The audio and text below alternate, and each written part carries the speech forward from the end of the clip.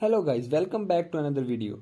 In this video I will show you how to fix Cricket 22 black screen problem on your Windows 11 or Windows 10.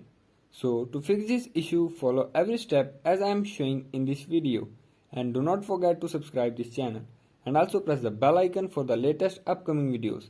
Hope so this will fix your problem and help you a lot.